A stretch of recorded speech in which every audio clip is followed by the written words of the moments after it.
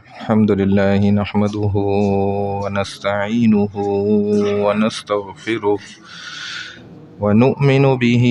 ونتوكل عليه ونعوذ بالله من شرور أنفسنا ومن سيئات أعمالنا من يهده الله فلا مضل له ومن يضلله فلا هادي له ونشهد أن لا إله إلا الله وحده لا شريك له ونشهد أن سيدنا ومولانا محمدا عبده ورسوله قال الله سبحانه وتعالى أعوذ بالله من الشيطان الرجيم بسم الله الرحمن الرحيم والفجر وليال عشر صدق اللہ العظیم۔ میرے محترم قابل عزیز برادران اسلام، اللہ سبحانہ و تعالیٰ کی طرف سے اس امت کو ایک بہت بڑی دیگر نعمتوں میں سے ایک نعمت یہ بھی ملی ہے کہ اللہ سبحانہ و تعالیٰ نے اس امت کو کم عمر ہونے کے باوجود بہت ہی بہترین اور مبارک راتیں عطا فرما دی کہ جن راتوں کے ذریعے سے یہ انسان ہزاروں نہیں بلکہ لاکھوں سال کی عبادات حاصل کر سکتا ہے۔ چنانچہ اللہ والے ان راتوں کو ہرگز ترک یعنی ضائع نہیں ہونے دیتے اور باقاعدہ انتظار کرتے ہیں۔ جس طرح دنیا کے لوگ کسی جشن کا انتظار کرتے ہیں، ایسے ہی یہ اللہ والے اللہ سے ملاقات ہو جائے، اللہ سے بات چیت ہو جائے، اللہ سے رابطہ ہو جائے، اس کا انتظار کرتے ہیں۔ کیونکہ ایک ہوتا ہے ضابطہ اور ایک ہوتا ہے رابطہ۔ ضابطہ تو کیا ہے کہ جو اللہ نے ہم پر فرض کیے ہیں اعمال، ہم ان کو بجا لاتے ہیں، ان کی پیروی کرتے ہیں۔ اللہ نے عبادات فرض نمازیں ہم پر فرض کی، ہم فرض نمازوں کو پڑھتے ہیں، یہ ضابطہ ہے۔ اللہ نے ہم پر فرض کیا رمضان کے روزوں کو، ہم رمضان کے سارے روزے رکھتے ہیں، یہ ضابطہ ہے۔ اللہ نے صاحب مال والے پر جو زکوٰۃ ہے وہ فرض کی، وہ اس کی زکوٰۃ ادا کرتا ہے، یہ ضابطہ ہے۔ ایک دنیا کی مثال بھی اس کے ساتھ جوڑ لیں تو ایک شخص جو 8 گھنٹے 9 گھنٹے نوکری کرتا ہے، ملازمت کرتا ہے، تو پورا وقت جو اس کی ملازمت کا دن بھر میں ہے اس کو وہ پورا کرتا ہے، اس میں محنت کرتا ہے، یہ سارا ضابطہ ہے۔ لیکن اگر وہ اس محنت کے بعد یا اس سے پہلے اپنے مالک کے لیے شہد خرید کے لاتا ہے، پھر اس کو دیتا ہے اور بتاتا ہے کہ میں نے آدھا گھنٹہ انتظار کیا اصلی شہد حاصل کرنے کے لیے، میں آپ کے لیے اپنی خوشی سے لے کر آیا ہوں، تو یہ جو اس نے عمل کیا یہ ضابطہ نہیں ہے، یہ کیا ہے؟ یہ رابطہ ہے۔ اضافی اوور ٹائم، ایکسٹرا ٹائم اس نے لگایا۔ چنانچہ یہ عادت، یہ عمل اس کے مالک کو بہت پسند آئے گا۔ حالانکہ اس نے اپنی آج کی نوکری کا پورا کام اچھے سے کیا، 8 گھنٹے 9 گھنٹے، لیکن اس کی قدر نہیں کی جائے گی، لیکن جو یہ اس نے آدھا گھنٹہ 1 گھنٹہ لگایا اس کی قدر کی جائے گی۔ جو اس نے مالک نے طے کیا ہوا ہے بھائی تمہاری 50,000 تنخواہ مہینے بھر کی، اب 30 سال سے اس کے پاس کام کر رہا ہے، 50,000 تنخواہ مل رہی ہے، لیکن پریشان بیٹھا ہوا ایک دن، اب مالک نے دیکھا اور پوچھا بھائی کیا بات ہو گئی؟ کہتا ہے کہ بس صاحب میری بچی کی شادی ہے، تیاری کچھ نہیں کر سکا، لہذا میں پریشان ہوں، قریب ہے اس کی، ہاتھ پیلے کیسے کروں، اس کو کچھ سامان کیسے دوں، میں تیاری نہیں اس چیز کے لیے۔ تو اب یہ 2 4 5 10 منٹ جو اس نے یہ رابطہ ہوا نا آپس میں، اس کی بنیاد پر یہ کھڑے کھڑے کہتے ہیں بھائی یہ لو 2 لاکھ روپے اور جاؤ اپنی بچی کی شادی بہت اچھے سے کرو۔ حالانکہ ضابطے کے طور پہ 30 سال سے اس کے ہاں یہ نوکری کر رہا ہے، لیکن رابطے کے طور پہ 5 10 منٹ بات کری اور اس نے اتنے پیسے دے دیے جتنے اس کے 4 6 مہینے میں بھی نہیں تنخواہ سے ملنے تھے، 2 لاکھ اٹھا کے دے دیے۔ تو یہی مثال بالکل یہاں بھی فٹ ہو جاتی ہے دین کے معاملات میں۔ اللہ نے نمازیں تو فرض کی، وہ تو کرنی ہے، باجماعت آ کے مسجد میں پڑھنی ہے۔ جو اللہ نے روزے فرض کیے وہ تو رکھنے ہی رکھنے، زکوٰۃ فرض کی، اگر حج بھی کر سکتا ہے وہ کرے گئی، لیکن اس سے ہٹ کر جو ایکسٹرا کام کرے نا، وہ ایکسٹرا کام دین میں کیا ہے کہ نوافل کا اہتمام کرنا۔ بات بات پہ، بہانے پہ مسجد آ گیا، مکروہ وقت نہیں ہے تو 2 رکعت نفل اس نے کھڑے ہو کے پڑھ لیا، تحیۃ المسجد، وضو کیا، تحیۃ الوضو کے 2 رکعت نفل پڑھ لیے۔ اسی طرح کوئی نفل کا وقت نہیں ہے، کھڑا ہو گیا ویسے ہی 2 رکعت نفلیں پڑھ لائے، کبھی صلاۃ الحاجت کی پڑھ لائے، کبھی صلاۃ التوبہ کی پڑھ لائے، اور اشراق کا وقت آ گیا تو کھڑا ہو گیا نوافل پڑھنے، چاشت کا آ گیا، اوابین کا آ گیا، کبھی صلاۃ التسبیح پڑھ لائے۔ اب دیکھیں اشراق کا نفل کے اندر کیا ہے، 2 سب سے بڑے فائدے ہیں۔ سب سے پہلا تو یہ کہ جدھر موقع مل جائے نا، نفل نہ چھوڑے انسان، دبا کے نفل پہ نفل پڑھتا جائے اور اس میں بے تحاشا نیتیں کرتا جائے۔ 10 نیتیں کر لے 20 رکعت کی، اس کی 2 رکعت نفل پڑھی لیکن 20 رکعت کا ثواب مل جائے گا، ساری نیتیں پوری ہو جائیں گی ایک ہی 2 رکعت نفل میں۔ اس کا بڑا فائدہ کیا ہے، ہر جگہ اگر نفل کا اہتمام کرے گا اور ذہن میں رکھے گا کہ میں نے اپنے رب کے لیے نا اوور ٹائم لگانا ہے، ایکسٹرا ٹائم، کیونکہ رب جیسا مالک تو کسی کے پاس بھی نہیں ہے جیسا ہمارے پاس ہے۔ اللہ جیسا مالک کوئی نہیں بن سکتا۔ تو ایک تو یہ اس کا فائدہ ہے کہ جہاں بھی پڑھے گا نفل اللہ کی خوشنودی کا ذریعہ۔ دوسرا سب سے بڑا فائدہ کیا ہے نفل کے اندر کہ آپ غور کریں تو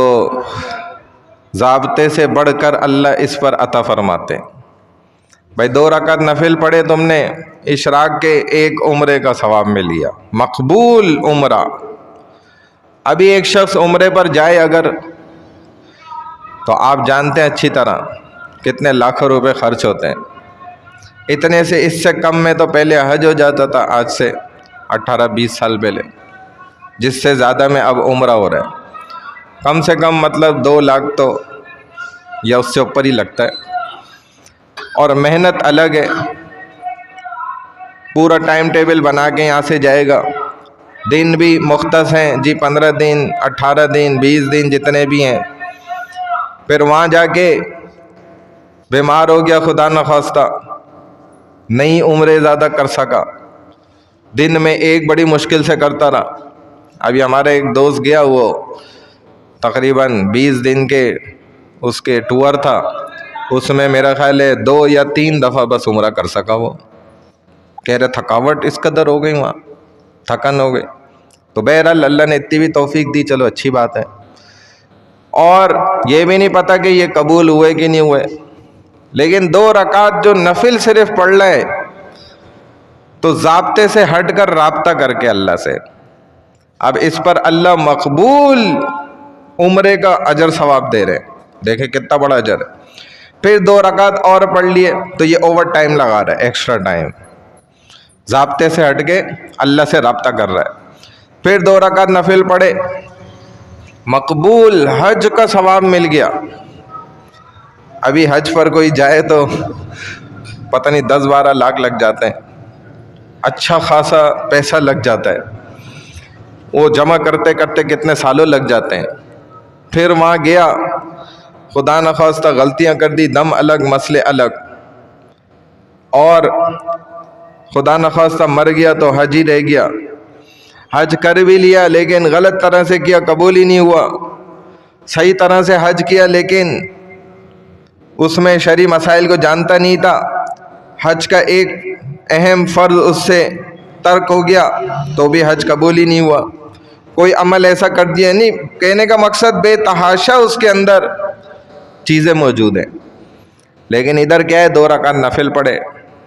تو مقبول حج کا ثواب مل گیا۔ دیکھیں تو ضابطے سے ہٹ کے جب بندہ رابطہ کرتا ہے نا اللہ سے، تب اس کی ترقی زیادہ تیزی سے ہوتی ہے۔ تو ہمارے سلسلے کے ایک شیخ بڑے اللہ والے بزرگ فرماتے ہیں کہ ان کے بھی شیخ نے یہ بات فرمائی، کہتے ہیں کہ جو سالک ہوتا ہے نا یہ قبض کی حالت میں زیادہ تیزی سے ترقی کرتا ہے، سوائے رفعت کی حالت میں نا، جبکہ مطلب سہل کی حالت چل رہی ہو۔ میں سمجھا دیتا ہوں اس بات کا مطلب، سالک وہ آدمی ہوتا ہے کہ جو اس بات کا تہیہ کر لیتا ہے بھائی میں نے اب اللہ کی راہ پہ چلنا ہے، بس اب میں اللہ کی طرف بڑھوں گا، میں نے دنیا میں بہت دنیا حاصل کر لی بڑا۔ جیسے ہمارے سلسلے کے ایک شیخ ہیں، وہ فرماتے ہیں کہ ایک نوجوان تھا، وہ یہ جو منی ایکسچینجر ہوتے ہیں نا ان کا پھر اپنا بینک بھی ہوتا ہے، تو اچھا خاصا پیسے والا بندہ، لیکن ایک وقت آ گیا جوانی کی حالت میں اس نے کہا بھائی میں دنیا سے تنگ آ چکا ہوں مولوی صاحب، اب میں اللہ کی راہ پہ چلنا چاہتا ہوں، تو خدا را مجھے ہاتھ میں ہاتھ ڈالیں اور مجھے چلائیں۔ تو حضرت نے فرمایا بھائی اپنے والد سے اجازت لے کر آؤ، کیونکہ یہ کوئی آسان راستہ تو ہے نہیں، اس میں تکلیفیں پھر بڑی ہیں۔ ایک تو دنیا کی تکلیفیں ہیں نا، ابھی تو ہمیں وہی بڑی لگ رہی ہیں، ابھی دین کی تکلیف تو ہم نے اٹھائی نہیں ہے، وہ تو اس سے کئی گنا زیادہ الحمدللہ بڑی ہوتی ہیں، اور جب بندہ اس راستے پہ چلتا ہے تب اس کو پتہ چلتا ہے کہ یہ کیا راستہ ہے، دور دور سے پتہ نہیں چلتا۔ تو کہا اپنے والد سے اجازت لے کے آؤ، اجازت لے کے آ گئے۔ فرماتے پیسے کی تو ان کو کوئی کمی نہیں تھی، اب اس نے چھوڑ چھاڑ جو ہے نا بس وہ اس راستے پہ لگا، اور ایسا لگا، ایسی اس نے ماشاءاللہ تکلیفیں برداشت کی، کہتے ہیں کہ وہ خانقاہ کا اس کو نا امیر بنایا گیا، سب کو کھلا دیتا تھا، سب کو سلا دیتا تھا، اور ہم یہ سمجھتے تھے کہ شاید پھر خود بھی وہی کھانا کھاتا ہوگا، خود بھی سو جاتا ہوگا، لیکن کئی سالوں بعد پتہ چلا، نان بھائی نے بتایا جو روٹی پکانے والا ہوتا ہے، کہ حضرت نے تو مجھے کتنے سالوں سے منع کیا ہوا تھا کہ میری روٹی نہیں پکایا کرو، یہ جو ان لوگوں کا بچے گا میں وہی کھاؤں گا، تو لہذا وہی بچا کچا ٹکڑے، جو بچ گیا نہیں بچا تو بس ایسے ہی گزارا کیا، اور کہتے سب کو سلا کے خود جاگتا تھا، اور ساری رات جاگتا تھا، حیران ہو گئے، کئی سالوں بعد پتہ چلا، تو بتایا کہ میں تو جاگتے جاگتے مراقبے کی حالت میں ہی نیند بھی کر لیتا ہوں، اللہ مجھے سلا بھی دیتے ہیں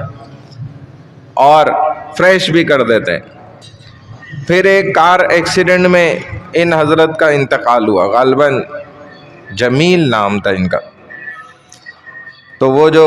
ایکسیڈنٹ ہوتا ہے پھر یہ آگے جو ایئر بیگ ہوتا ہے کیا وہ کھلا نہیں، ڈیش بورڈ پہ سر لگا اور بے ہوشی میں چلے گئے، قریب ہسپتال میں پہنچایا گیا تو سارے چیک اپ ہوئے ان کے، مشینیں وغیرہ لگا کے، دل بھی بالکل پراپر طریقے سے دھڑک رہا ہے، دھڑکنیں بھی صحیح ہیں، نبض بھی ٹھیک چل رہی ہے، خون کی دوڑ بھی ٹھیک ہے، بلڈ پریشر بھی صحیح ہے، شوگر بھی ٹھیک ہے، سب چیزیں ٹھیک ہیں۔ جب ہمارے سلسلے کے یہی حضرات پہنچے تو انہوں نے دیکھا تو یہ سمجھ گئے، انہوں نے کہا بھائی نیورو سرجن سے جو ہے نا کنسلٹ کریں گے، اس کو دکھایا، اس نے جب چیک کیا تو کہتے ہیں کہ یہ تو ایکسیڈنٹ ہوتے ہی انتقال ہو چکا ہے، پورا اسٹرکچر جو دماغ کا ہے نا وہ چکنا چور ہوا ہے، ٹوٹا ہوا ہے۔ اب یہ ڈاکٹروں کی ٹیم جو ہے ماننے کو تیار نہیں، وہ بھی ڈاکٹروں کا ہیڈ ہی ہے، کہہ رہے ہیں بھائی اس کو تو آپ ایسے ہی رکھے رہیں گے، یہ تو سب چیزیں چلتی رہیں گی. جس دل نے لاکھوں دلوں کو زندہ کیا ہو وہ دل کیسے بند ہو سکتا ہے؟ تو فرمانے لگے کہ آپ ان کی دھڑکن سے پریشان نہ ہو، یہ نہیں رکے گی، یہ جسم ایسے ہی صحیح رہے گا اور لاش بھی بالکل ٹھیک رہے گی انشاءاللہ. تو وہ ڈاکٹروں کی ٹیم کہتی ہے کہ زندگی میں پہلی دفعہ ایسا تھا، ہمارے آنسو نکل گئے اور ہم نے ایک اپنے علم کے مطابق ایک اس شخص کو دفنانے اور غسل وغیرہ کے لیے اپنے ہاتھوں سے رخصت کر دیا کہ جو ہمارے علم کے مطابق زندہ تھا، لیکن حقیقت میں وہ خالق حقیقی سے مل چکا تھا جا کے. تو حضرت کا یہ جو ہے نا کم وقت کے اندر دیکھیں تیزی سے ترقی کرنا، یہ ہوتا ہے ضابطے کے ساتھ نہیں، رابطے کے ساتھ ہوتا ہے. اللہ نے اسی رابطے کے لیے ہمیں اب یہ مبارک راتیں بھی دی ہوئی ہیں، جو اب ایک 15ویں شعبان کی رات عنقریب آ رہی ہے، غالباً 4 فروری کا دن پڑ رہا ہے. تو یہ دن کیا ہے؟ بجٹ پیش ہونے کا دن. جو پچھلا بجٹ تھا نا سارا، وہ کلوزنگ ہو رہی ہے. 3 تاریخ کو وہ سارا جا کے کلوزنگ ہو جائے گی، انگریزی تاریخ میں بتا رہا ہوں، اور شعبان کی لگا لیں تو 14 تاریخ، یعنی 15ویں شروع ہونے سے پہلے پہلے. اور 15ویں پہ پھر ایک نیا بجٹ اللہ کی طرف سے پیش کیا جاتا ہے کہ اب اس سال آئندہ میں کس انسان کو دنیا سے مر کے جانا ہے، کس نے پیدا ہو کر آنا ہے، کس کو فلانی خوشی ملنی ہے، کس کو فلانے غم ملنے ہیں، کس کو کتنا رزق دیا جانا ہے، کس کے لیے کیا جو ہے خوشخبریاں ہیں اور کس کے لیے کیا جو ہے مصائب ہیں، اور سارا کچھ بایو ڈیٹا اس کا جو ہے نا بجٹ میں جیسے پیش ہوتا ہے نا، یہاں بھی ادھر تو پیسوں کا بجٹ پیش ہوتا ہے نا، اللہ کی بارگاہ میں ہر چیز کا بجٹ اس کا بنا دیا جاتا ہے. اور یہ بجٹ بنتا رہے گا، بنتے بنتے رمضان شروع ہو جائے گا، اور رمضان کی 27 تاریخ کو جا کر یہ بجٹ مکمل ہو جاتا ہے. اللہ فرشتوں کے حوالے کر دیتے ہیں، جاؤ بھائی اب اس پہ امپلیمنٹیشن کرو، یعنی عمل درآمد شروع کرا دو. تو رسول اللہ صلی اللہ علیہ وسلم نے فرمایا کہ میرا دل یہ چاہتا ہے کہ جس وقت میرا بجٹ پیش کیا جا رہا ہو تو اس وقت میں روزے کی حالت سے ہوں، یعنی کہ جب میرا رزق اللہ تعالیٰ لکھوا رہے ہوں نا، پیش کر رہے ہوں، اور میری زندگی کے معاملات کا فیصلہ کیا جا رہا ہو، تو اس وقت میرا دل یہ چاہتا ہے کہ میں فرشتے یوں اللہ کو بتلائیں کہ محمد صلی اللہ علیہ وسلم اس حالت میں ہیں کہ وہ روزے سے ہیں. تو میرا یہ دل چاہتا ہے. تو نبی علیہ الصلوۃ والسلام نے گویا ہمیں بھی تعلیم دے دی کہ مستحب تو ہے ہے اس دن روزہ رکھنا، لیکن سنت بھی ہے، کیونکہ نبی علیہ الصلوۃ والسلام کی دیکھ لیں، آپ کی فرمائش، آپ خود یہ چاہت رکھتے ہیں، تو لہذا ہمیں بھی چاہیے کہ اس دن کا روزہ رکھ لیا جائے. اور نفل عبادت کا بھی خوب اہتمام کرنا چاہیے. نفل کس کو کہا جاتا ہے؟ جو میں نے ابھی بتایا، ضابطہ نہیں ہے، یہ رابطہ ہے. یہ اوور ٹائم لگاتا ہے انسان، ایکسٹرا ٹائم. اللہ کو یہ چیز پسند ہے. یہ نماز پڑھنا تو مسلمان کی پریکٹس ہے، جیسے ہم کھانا کھاتے ہیں، کسی دن کھانا کھانا چھوڑتے ہیں کہ بھائی پورا دن ہی ہم نے آج کھانا نہیں کھایا، کل بھی نہیں کھائیں گے، پرسوں بھی نہیں کھائیں گے، 3 دن بعد دیکھیں گے. جیسے ہم ایسا کبھی کرتے نہیں ہیں نا، کبھی اتفاقاً ہو گیا کسی وجہ سے تو وہ الگ بات ہے. تو ہم عام طور پہ کھانے کے لیے کسی سے پوچھتے بھی نہیں ہیں کہ بھائی کیا آپ کی طرف سے اجازت ہے میں کھانا کھا سکتا ہوں؟ ایسا ہم پوچھتے تو نہیں ہے نا. بس کھانے کا وقت ہو گیا، جی کھانا لے آؤ، کھانا کھائیں بھائی. تو ایسے ہی عبادات ہیں، جیسے روٹین ہے ہماری. تو جیسے ہم کھانے کے متعلق زیادہ گفتگو نہیں کرتے، لوگوں کو بتاتے نہیں ہیں جی آج میں نے ناشتے میں پراپر فوڈ کھایا، پراپر غذا میں نے کھائی ہے، اور جی میں نے کم نہیں کھایا، اور الحمدللہ میں بیت الخلاء بھی وقت پہ جا رہا ہوں، جیسے ہم نہیں یہ باتیں کرتے کسی سے، ایسے ہی نمازیں بھی ہیں، ایسے ہی روزے بھی ہیں، ایسے ہی تمام فرائض ہیں۔ ہاں اس سے بڑھ کر اگر آپ کوئی آگے ایکسٹرا کام کریں گے نا، ضابطے سے ہٹ کے رابطے والا، تو یہ ایکسٹرا چیز یہ زیادہ جو ہے نا اثر رکھتی ہے، اس کو زیادہ اہمیت دی جائے گی۔ دیکھا جائے گا ہاں جی اس رات میں انہوں نے باقاعدہ جو ہے ماشاءاللہ، اچھا نفل عبادت کیا ہے؟ اجتماعیت کے ساتھ ہے ہی نہیں کہ جی سارے مسجد میں اکٹھے ہو جائیں اس رات میں، اور جی باقاعدہ جو ہے صلاۃ التسبیح پڑھائی جائے گی، جماعت کرائی جائے گی، اتنی رکعتیں ہوں گی، فلانی صورتیں پڑھی جائیں گی، پچھلی نمازیں بھی آپ کی ساری معاف ہو جائیں گی۔ یہ سب اپنی طرف سے بنائی ہوئی باتیں، ایسا دین میں اسلام میں کچھ بھی نہیں ہے۔ نفلی عبادت کیا ہے کہ آپ چھپ کر عبادت کریں، کسی کو پتہ ہی نہ چلے اس قدر۔ اور اس رات میں جو خرافات کیے جاتے ہیں، جو غلط عمل کیے جاتے ہیں، وہ بھی میں ساتھ ساتھ ذکر کر دیتا ہوں۔ حضرت ام عائشہ رضی اللہ تعالیٰ عنہ فرماتی ہیں، اور اس رات کے متعلق نا 20 روایات ہیں الگ الگ صحابہ سے، ان میں ایک روایت یہ بھی ہے، آپ نے فرمایا کہ اس رات میں نے دیکھا رسول اللہ صلی اللہ علیہ وسلم اپنے بستر پہ موجود نہیں۔ جب میری آنکھ کھلی میں نے ٹٹولا، تلاش کیا تو پتہ چلا کہ آپ قبرستان کی جانب گئے، اور نبی علیہ الصلوۃ والسلام زندگی میں ایک دفعہ اس رات میں قبرستان گئے، تو جو ایک دفعہ چلے گیا وہ اس نے سنت پوری کر لی الحمدللہ۔ اور قبرستان کس مقصد کے لیے جانا ہے وہ اصل بات ہے، اس مقصد کے لیے جائے کہ بھائی میں اپنی موت کو یاد کروں، اور مجھے اپنی موت یاد آنے کی وجہ سے جو مجھے اصل فائدہ حاصل ہونا ہے وہ کیا ہونا ہے کہ میں دنیا سے بے رغبت ہو جاؤں اور دین کی رغبت مجھے لگ جائے، یعنی کہ دین کے اعمال کرنے کی طرف میں متوجہ ہو جاؤں اور دنیا سے بیزار ہو جاؤں۔ حالانکہ جب کہ آج کل کیا ہو رہا ہے، الٹ ہو رہا ہے کہ قبرستان تو جا رہے ہیں، بس ایک بہانہ ہے، لیکن نہ موت یاد کر رہے ہیں، نہ دنیا سے بے رغبتی کی طرف توجہ ہو رہی ہے، نہ دین کی طرف رغبت حاصل ہو رہی ہے، بلکہ الٹا انجوائمنٹ ہو رہی ہے ماشاءاللہ جی۔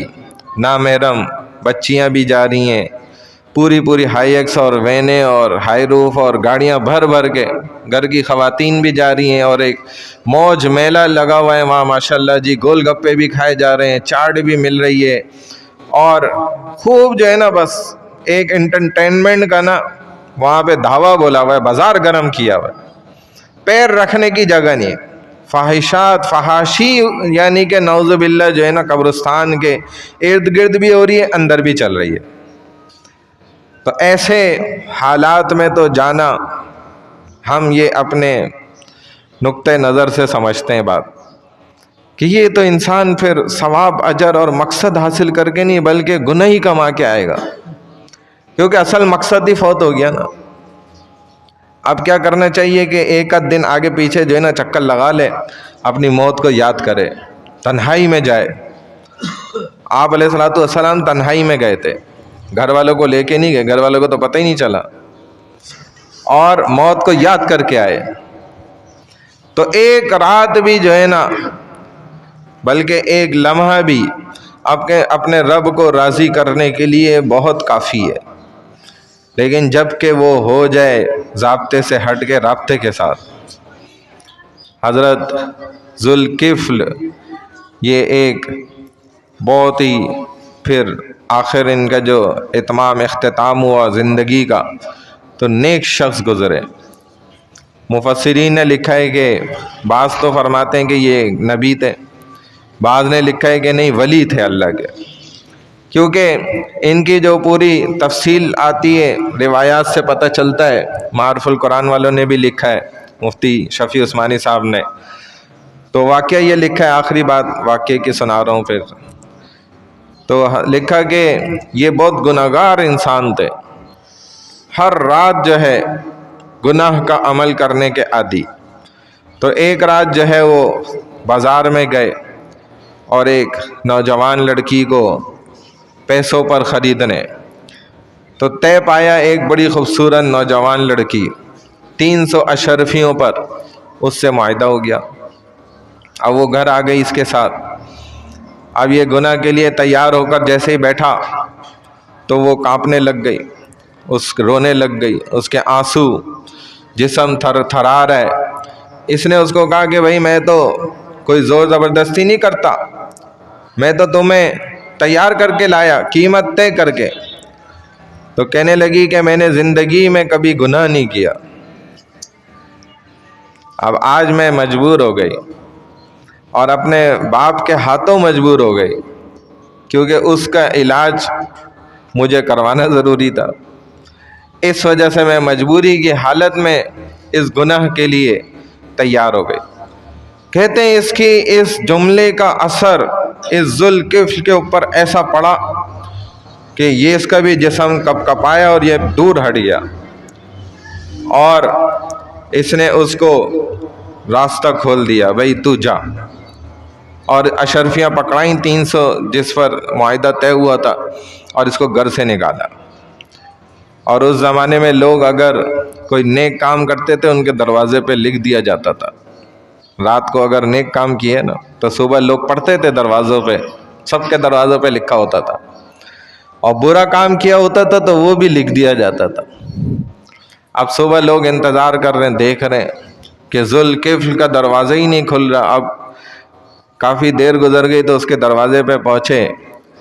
تو وہاں پر بھی یہ عبارت لکھی ہوئی تھی کہ غفر للہ ذوالکفل، کہ اللہ نے جو ہے نا ذوالکفل کی مغفرت فرما دی۔ ایسی توبہ اس نے ایک رات میں کر لی اپنے رب کے سامنے۔ تو بندے کے لیے تو رابطہ کرے ایک رات تو بہت ہے، چند گھڑیاں،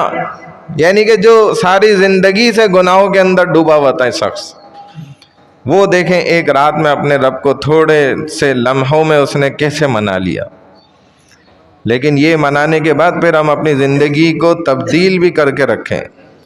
کہ بھائی اب ہم نیکی کے راستے پر آ گئے تو اب گناہ کے راستے کی طرف مڑ کر نہیں جائیں گے انشاءاللہ، ٹھیک ہے نا۔ تو اس رات میں یہ جو دیگر خرافات ہیں نا ان سے روکا گیا۔ پٹاخے پھاڑنا یہ ہندوؤں کا طریقہ ہے، شور کرنا، باجے بجانا، فائرنگ کرنا، ون ویلنگ کرنا، یہ ون ویلنگ جو ہے یہ خودکشی ہے، اور خودکشی کیا ہے؟ حرام ہے۔ اگر موت آ گئی تو سیدھا جہنم میں جائے گا، یہی سیدھا شرعی مسئلہ یہی ہے، کیونکہ اپنے ہاتھوں سے اپنی جان کو ختم کر رہا ہے۔ تو جتنے بھی خرافات ہیں نا ان سے اپنے آپ کو بچایا جائے، اور زندگی میں بے برکتیاں آنے والے بھی جتنے کام ہیں ان سے بھی اپنے آپ کو بتایا جائے۔ ان میں ایک خطرناک کام صرف بتا دیتا ہوں، کھڑے ہو کر جوتے پہننے کی حالت میں ہی اور سر ننگا ہو کھانا کھائے،